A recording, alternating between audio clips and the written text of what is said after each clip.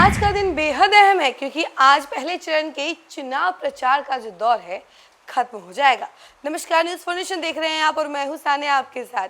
बिहार में विधानसभा चुनाव को लेकर अब शोरगुल थोड़ा थम जाएगा क्योंकि आज पहले चरण के नामांकन के बाद से देखा गया है कि आज चुनावी प्रचार का जो दौर था वो भी समाप्त हो जाएगी। आज शाम 5 बजे के बाद चुनावी प्रचार आपको देखने को नहीं मिलेगा।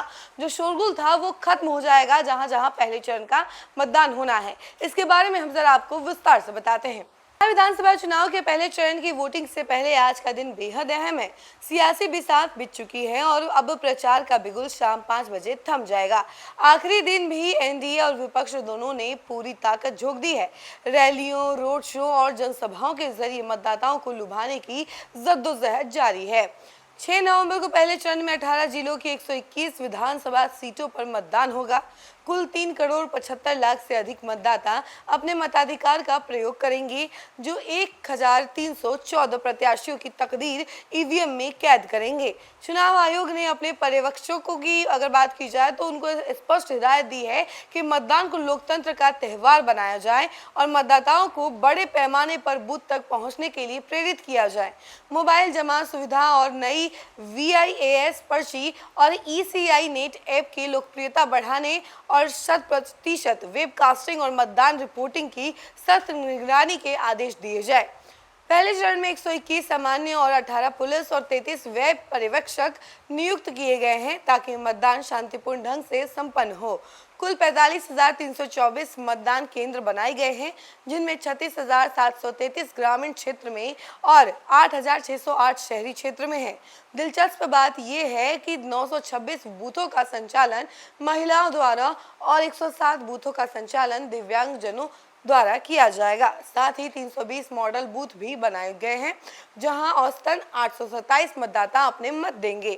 आज एनडीए के लिए बड़ा दिन है। गृह मंत्री अमित शाह की आज 3 जनसभाएं हैं। जेपी नड्डा की जनसभा की अगर बात की जाए तो गया में रोड शो प्रस्तावित है। वहीं रक्षा मंत्री राजनाथ सिंह पटना के फतुहा और राघोपुर समेत 4 स्थानों पर सभा करेंगे।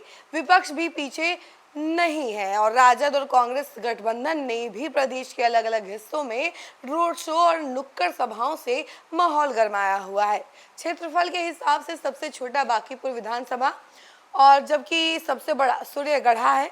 सबसे कम मतदाता बरबीघा और सबसे ज्यादा दीघा विधानसभा में है। सबसे अधिक प्रत्याशी कुर्नी और मुजफ्फरपुर सीटों पर है, यानी 20-20, और जबकि सबसे कम प्रत्याशी की अगर बात की जाए तो 5 और 5 है, यानी कि भोरे और अलौली और परबत्ता में मैदान में है। अब सबकी निगाहें जो हैं 6 नवंबर पर टिकी हैं, जब ईवीएम तय करेगी कि सियासी तकदीर क्या होगी।